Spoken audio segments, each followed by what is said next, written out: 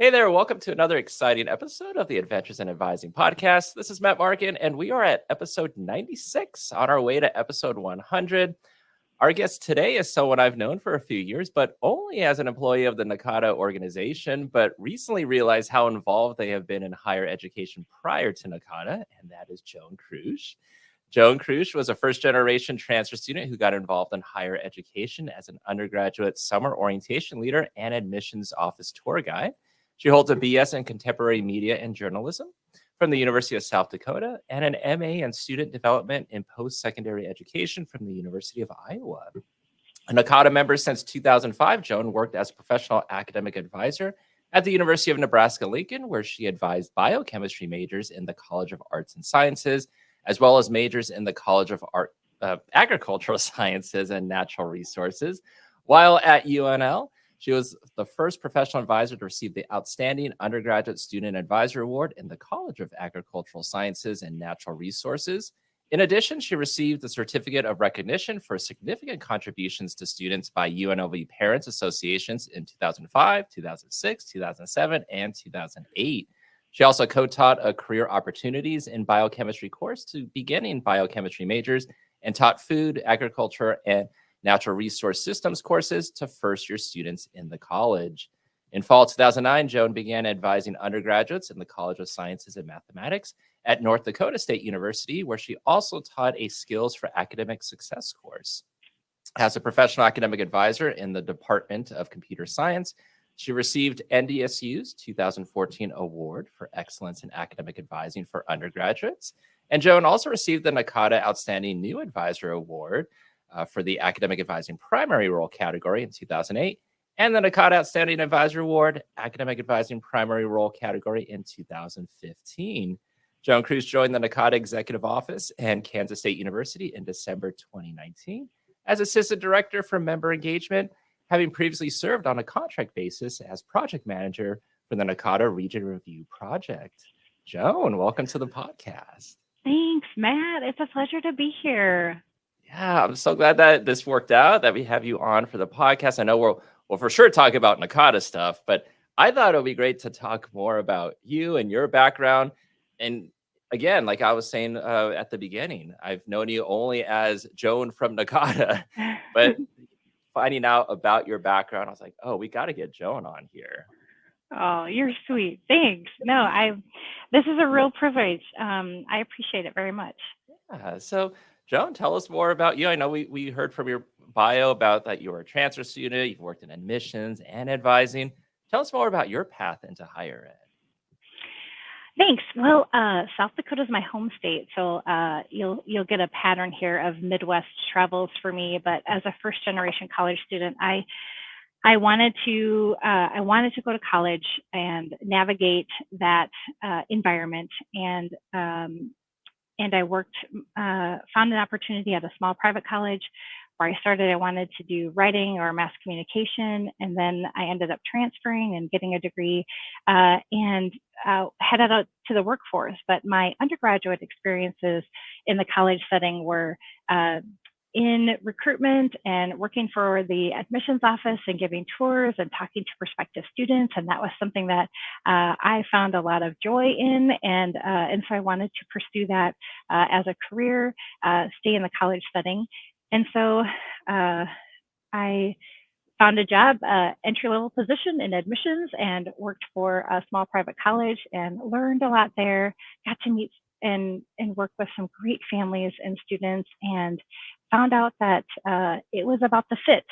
It was finding students and talking about my institution and having them feel like this is where they belong, this is where they see themselves, this is where they can launch their careers from that undergraduate experience. And I had an opportunity to work at a variety of small private colleges at the time, and traveled all across the Midwest. But the thing that I really found that was foundational is that transformation that students make from that high school student, that high school graduate, and coming into the college setting, finding out about themselves and finding their people, and then wanting to just launch their career from there. And so I really valued that, and it was great to be a part of that experience.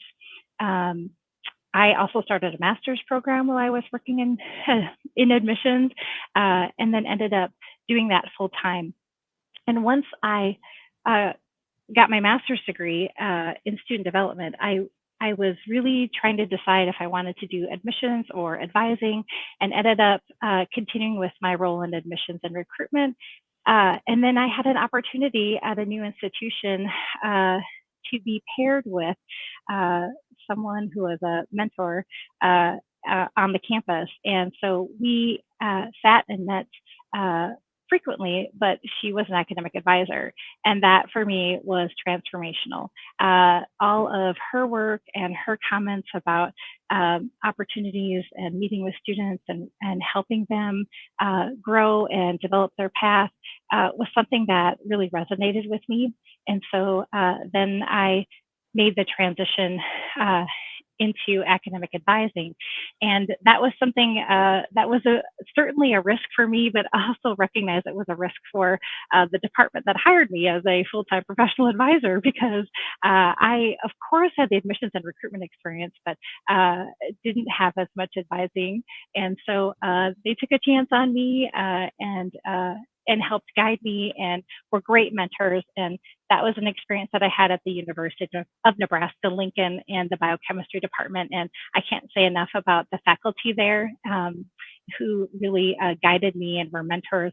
And then also the other academic advising professionals on campus that just surrounded me with care and nurturing, and we helped each other through, and learned a lot about what works best for students, and worked collaboratively. And that's something that I carry on with me into my work here at NACADA. So that's something that I think, as we're talking about fit and we're talking about collaboration, those are all themes that are very transferable, and that I feel like have guided me through my career and my path, and ended up here in the executive office. Yeah, that's extraordinary. And I feel like I'm connecting with you more because I used to work in admissions as well.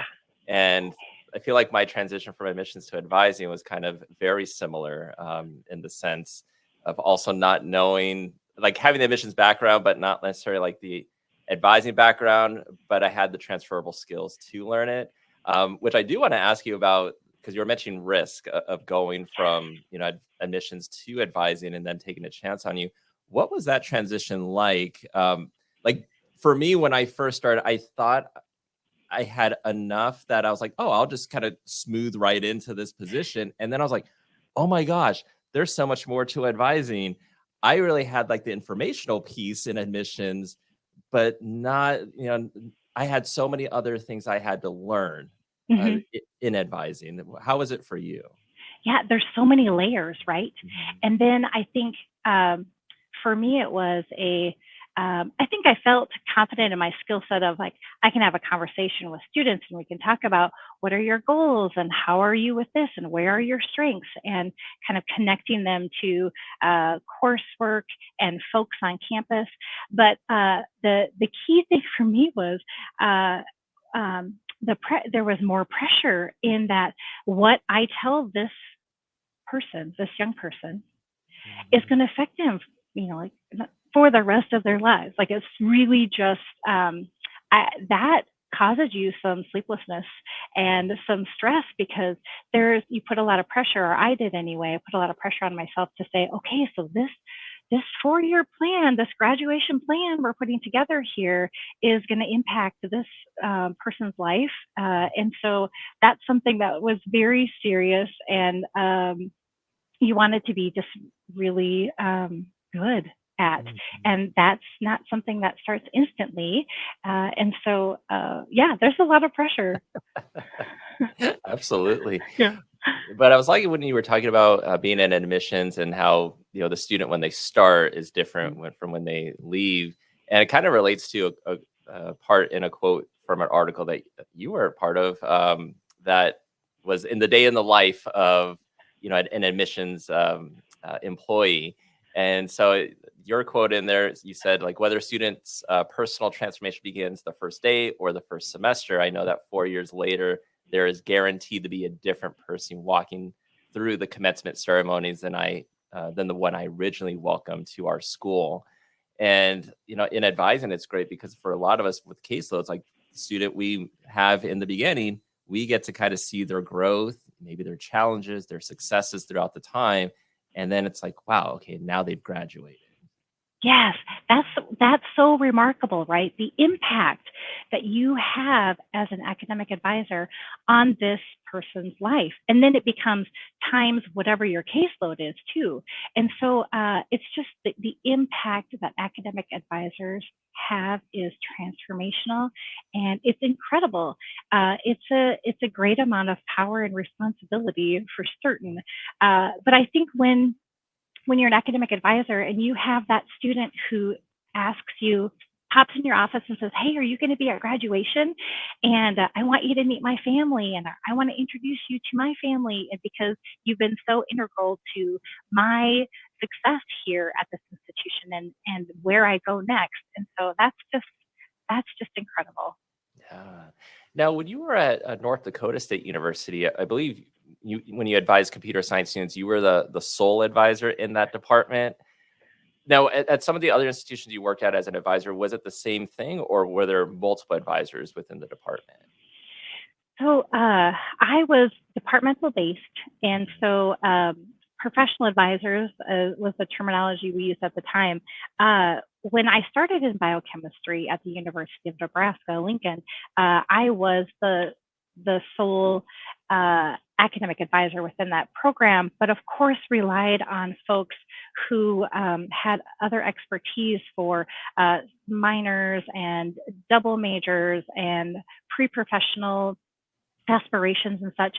But the program grew so much that then we added staff in an advising capacity to that program. And so, but predominantly my role has been within a unit or department, and then worked a lot with faculty, and that's a different dynamic too.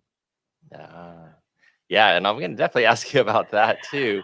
But you were mentioning growing the program, because I Mhm. believe with the computer science students, like it was, you grew to over 400 students, and then 8% included female students. Mhm. How did you and the department go about growing the program? Well, we did a fair amount of outreach. I think using, again, my recruitment and admissions background, it was pretty easy for me to put myself in front of prospective students who were visiting campus. And if you're a female and you're representing a male dominated program, that speaks volumes. And I think, in particular, the computer science department at NDSU was very conscientious of the gender dynamics within a program, and the computer science department has quite a few female faculty within it. So that speaks volumes as well to the strength of that program.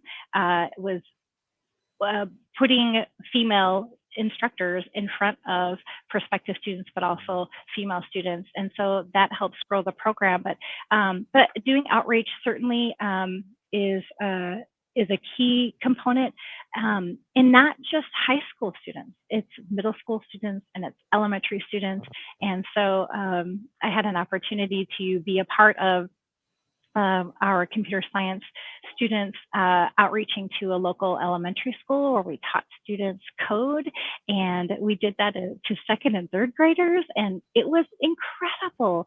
And it got students really excited and jazzed about computer science wherever they might end up. But those types of outreach activities help promote not only the program, but also showing role models to young people. Yeah. And you're talking about like the transferable skills in a sense too, from Sure. admissions to your job in advising. And part of me thinks like advisors should go through some sort of admissions training, because when we present, like those who work in admissions and who have had to do outreach and recruitment are constantly doing presentations and trying to engage students. And and that's, you get those skills when you actually are presenting at orientation for new students, and then when you're doing presentations throughout the term, like for first year events and things like that. So yeah, I again connecting with you from the admissions part, because I think there are some people that like, well, I'm just going to go, and when I present, I just give the information. Hmm. But then you're Yeah. not engaging the student, and then the students just kind of information goes in one ear and out the other. Yeah. And I think retention, of course, we can't have this conversation without talking about retention. And on college campuses, it's commonly said, retention is everyone's job. And I think, of course, it's those touch points where you can get in front of students, or you can have a one-on-one experience with students. That's what helps retain students at your institution and keeps them progressing through their degree. So that's critical too. Yeah. And earlier I mentioned faculty. And so I do want to jump to that, because you co-wrote an article back in 2010, and that was called Professional Advisors and Faculty Advisors, a Shared Goal of Student Success. And in it, you wrote about ways professional advisors and faculty advisors can work together to better help our students, such as developing an advising syllabus, working together to identify career options for students, holding advising update meetings with faculty, or even having advisors individually meet with faculty. So, it's 14 years later since that article was published. So, I guess for you, do you believe institutions, from your experience and from your work in NACADA, do you believe institutions are doing that, or those are still things that could or should be done? That's a great question. It certainly was the case at the time, and I don't know that we do enough. We have enough conversations about what it could be like. I'm unfortunately think there's maybe a bit of a us versus them situation, and I'm totally against that kind of conversation, but it happens. I think the approach is collaboration, and how can we work together? And I think, or was the experience for me, is that working with on the student level as an academic advisor, and then having that student move to working with faculty, that student comes to a faculty member much more informed about their career goals, but also their course selection, and have thought more about their elements of their degree plan, because they've been informed by their academic advisor. And I do think that faculty realize that without that component and those conversations and the impact of an academic advisor, that student wouldn't be in as positive of a position to work with them as a faculty member without that impact. So, it's all threaded through. It's a collaborative relationship, and it needs to be collaborative, because otherwise, I think the student experience is sacrificed, and that's something that we just don't want.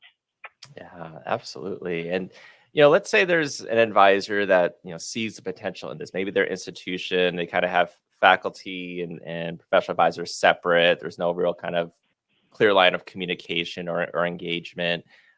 But the advisor's like, this could work. I've read Joan's article, and these are great steps I think we could do. But now that they have to convince probably their supervisor, who then has to convince their supervisor. Any advice for that advisor to kind of help make that a reality? Well, I think your point is well taken, in that you have to have buy-in, certainly, by whomever your supervisor is as an advisor. If it's the dean of the college, or certainly it's the chair or unit director where you are. But I think it's also the students. I think if you can create your narrative, it helps then students essentially saying, this has created great value for me. And I need there to be this collaborative relationship. And I think that's one way to consider. I know it's difficult. I can recall asking to be a part of faculty meetings as a quote staff member, but I was really fortunate at North Dakota State. The faculty understood the relationship of the curriculum and the decisions that are made about coursework and prerequisites, and how having the input from the professional advisor within that unit informs everyone to help make the program stronger, but also the students who are in the program, they can see that pathway, and then it's a much more cohesive experience for everyone. And when that happens, everybody wins, but especially our students win. Yeah. I think I think this could work for maybe a centralized advising model. Is if you have like a lot of the advisors in the same office, they potentially could each be a liaison to a different major department, and then maybe they're doing like monthly or at least once a semester kind of meeting with that department chair, and then they could both share, hey, these are the students we're reaching out to, these are the holes we're placing, or you know, what else can you tell us about the major that we can then give back to the advisors and just make sure we're all giving correct information. Yes, absolutely. Yeah, communication is key. Exactly. Yeah. Now, as an advisor, you are very active in NACADA. Can you talk about some of the roles that you had? I would love to. So my work in Nebraska and my work in North Dakota all placed me in Region 6. And what I recall being aware of NACADA when I spent time in Nebraska, and certainly wanted to try to be a part of the region conference experience, because that at the time was where professional development could be funneled toward. And so I thought, well, the first thing I need to do is go to a region conference and present something. And so in order for me to feel like I knew where to start, I first volunteered to be a reader for region proposals, because I did not really have a good idea of what I needed to prepare as far as the proposal. And so that is where I started. And that proved to be valuable for me, certainly, but also was a great way for me to volunteer from where I was, for my office setting. And that seemed like kind of a pretty easy place to start. But it was a win-win. So self-serving, I recognized, right? Because I was also trying to educate myself on submitting a good conference proposal. But I started there and then presented at region conferences, and then ended up moving to North Dakota, where I asked, hey, is there anybody on campus who knows anything about NACADA? And was lucky enough to get to know some folks on campus and connect there. And that's the thing about academic advisors, is you've got to network. You've got to figure out who's in your support circle, and that's no matter where you go. And that's very similar to NACADA for me, is creating your circle, creating your network. And so I got more involved in NACADA by being on the region steering committee, because there was a state liaison position that became available, and I raised my hand and thought I could maybe give that a whirl. And so spent some time on the steering committee.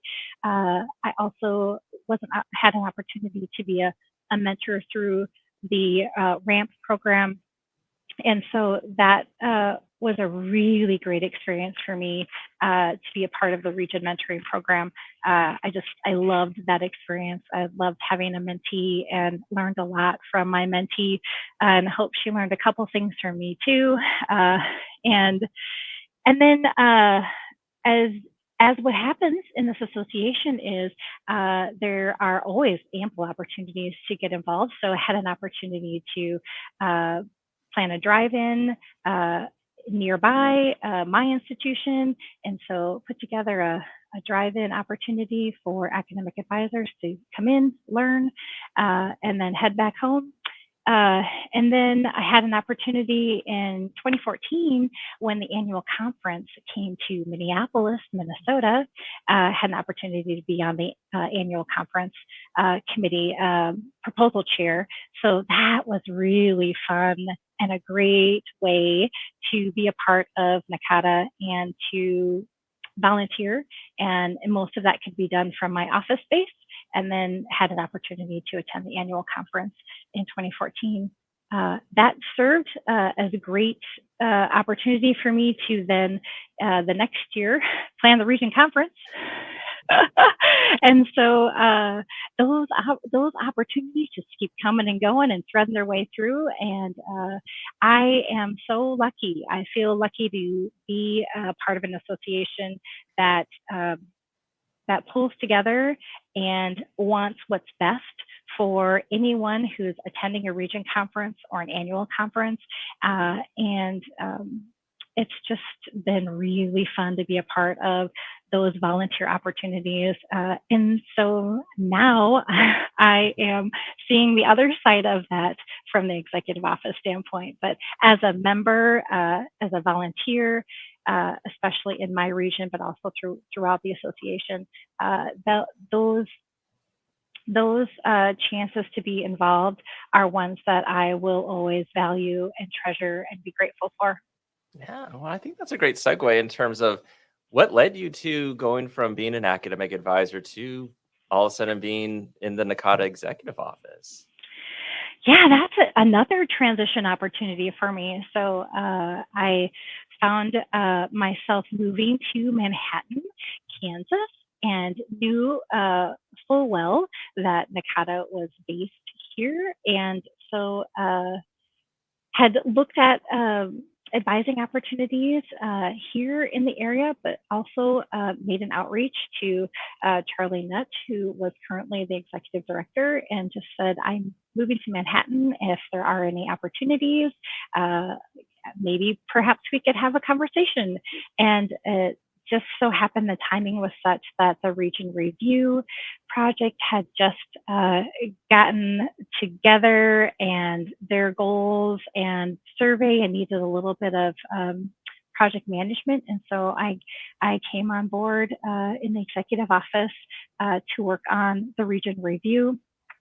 Got to meet wonderful people here in the executive office who are very committed to this association and what it does, and supporting all of the work of NACADA, but then also folks outside of my region experience who on a global scale were being a very integral part of the Region Review, and also just wanting to promote the association as well. Wow. And now, your role, you're assistant director for member engagement, but then you're also coordinator of things, liaison of things. Can you talk about what your role entails? I know. What all do you do here? Just a couple things.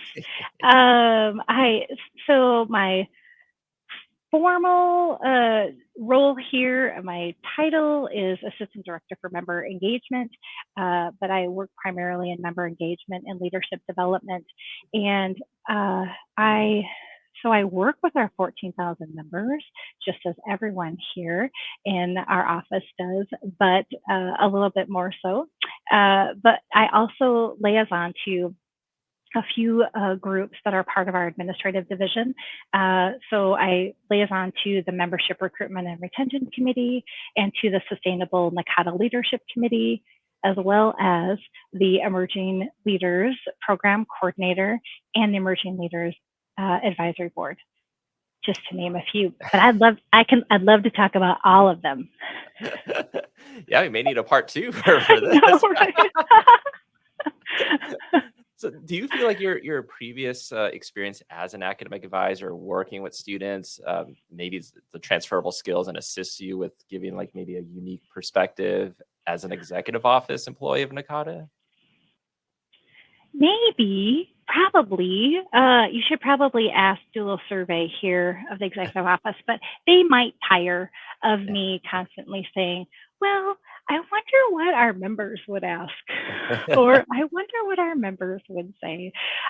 So yes, and I try not to say too many times, try not to preface things with saying, well, when I was an academic advisor, because I don't want to be that person, but I perhaps the experiences that I had certainly as an academic advisor and at previous institutions and being a member of NACADA, I perhaps do bring a couple, I don't know, little perspective to our operations here.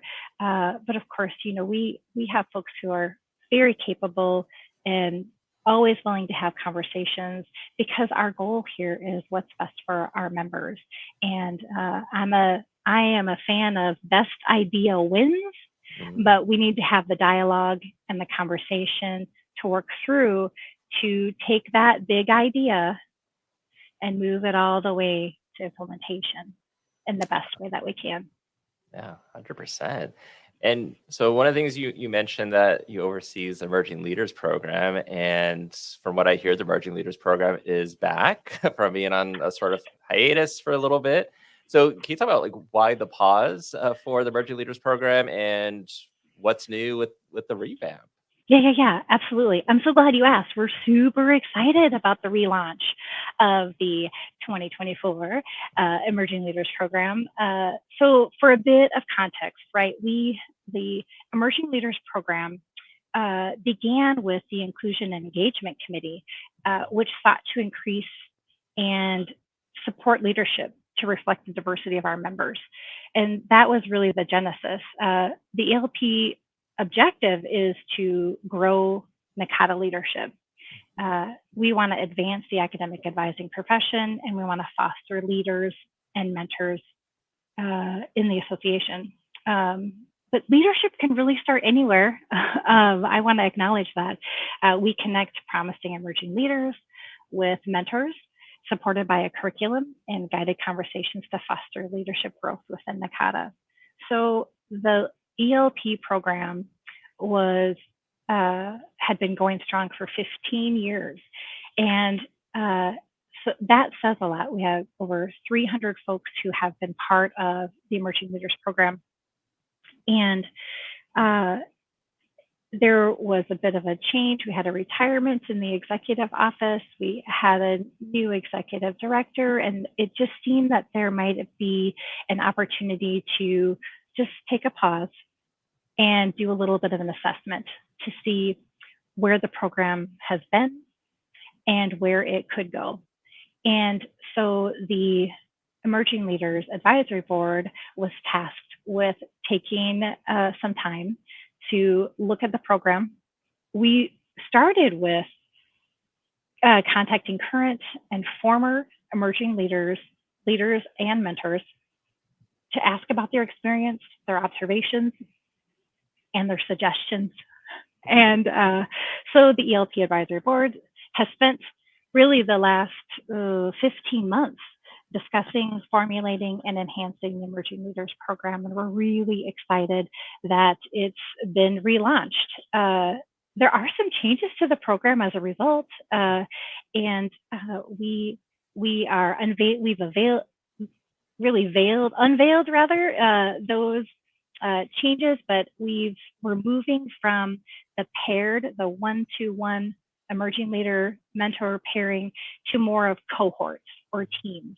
There'll be smaller teams, but the feedback we received from mentors and from emerging leaders was that they wanted a bit of a greater access to build a network that's bigger than what a pair might support, and that benefits everyone. It benefits our emerging leaders, but it benefits our mentors as well in connecting folks to where those opportunities might exist for leadership development.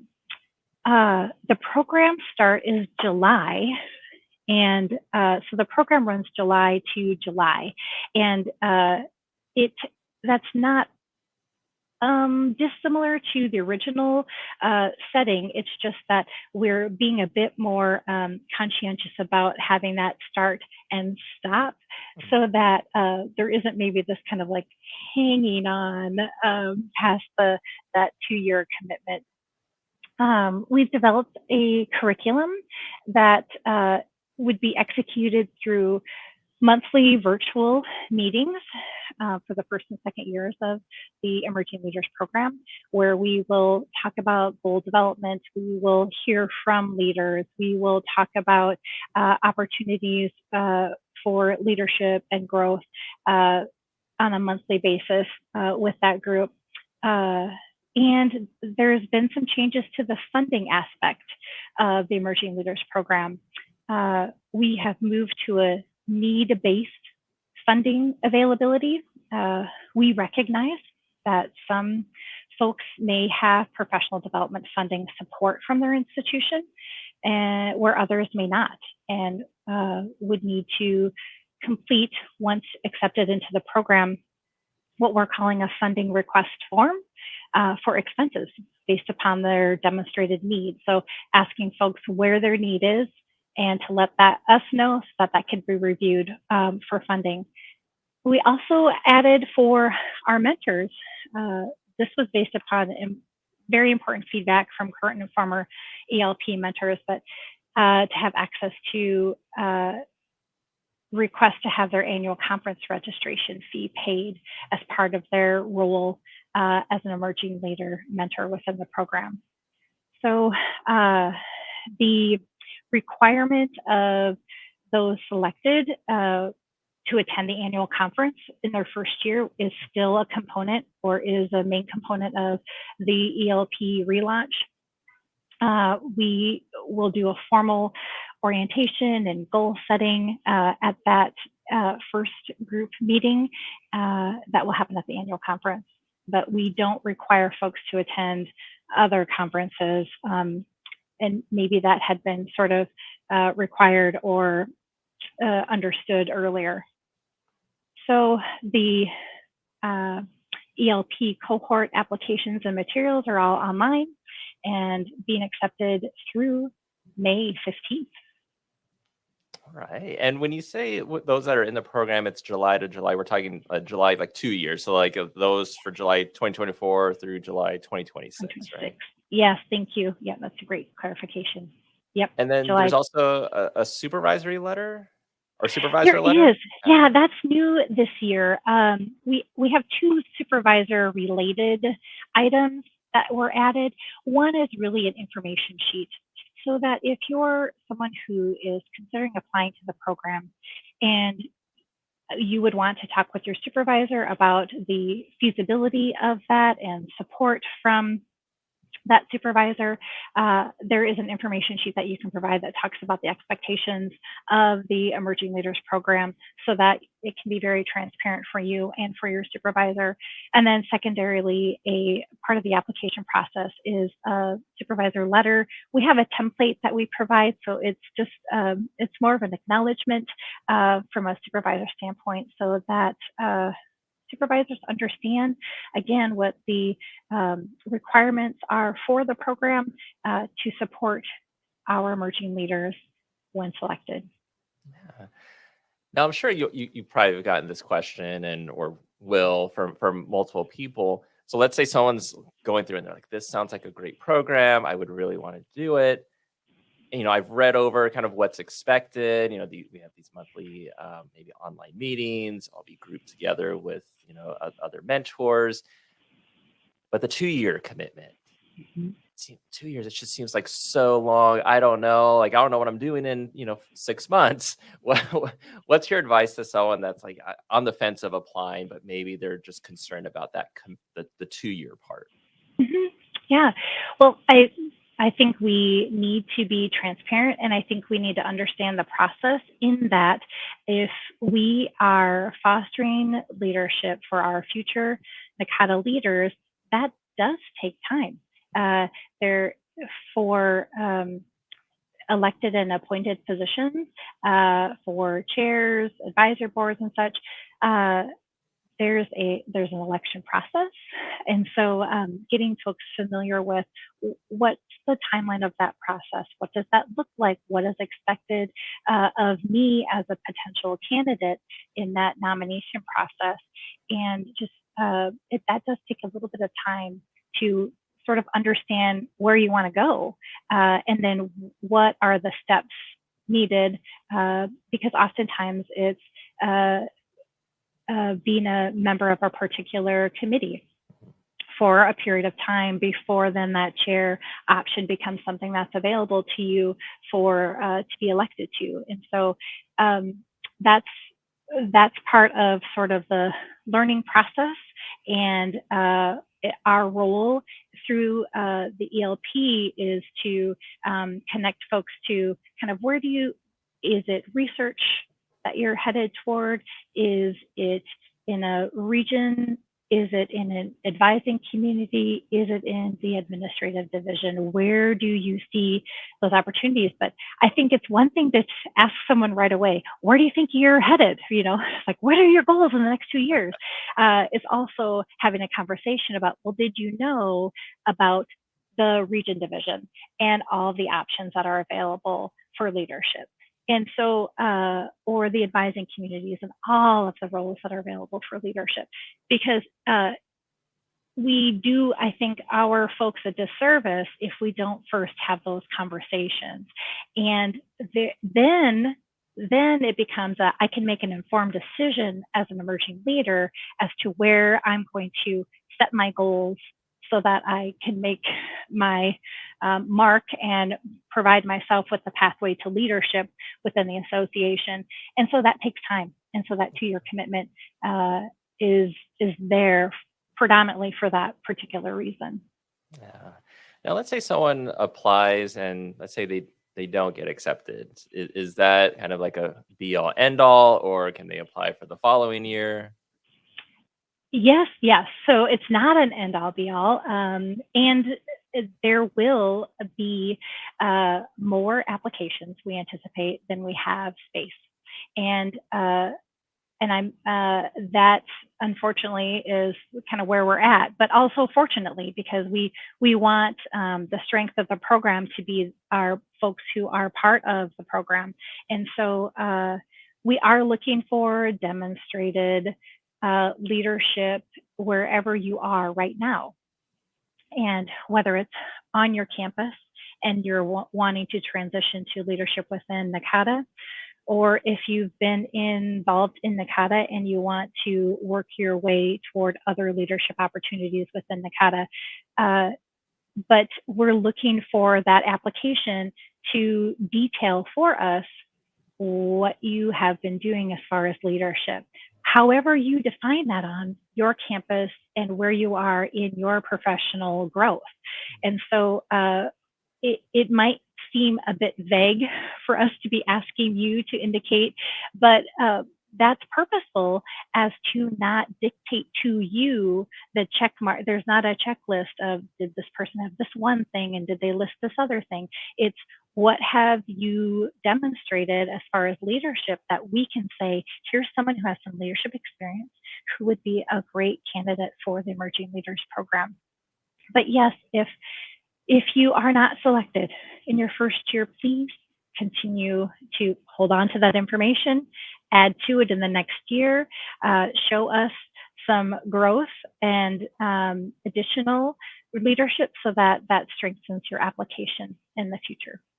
Now, for the mentor, kind of going along with that, is there sometimes I think there's a misconception that, if I wasn't in the Emerging Leaders Program, I can't apply as a mentor. Thank you for asking that, because it is not expected that a mentor within the program has been someone who's been a part of the Emerging Leaders Program. We have a mix, of course, in our mentor grouping of folks who are quite familiar, having been an emerging leader, but also folks who just who are great mentors, who didn't maybe have an opportunity or wasn't available to them at the time, but they are folks who are in a position to foster leadership among our association.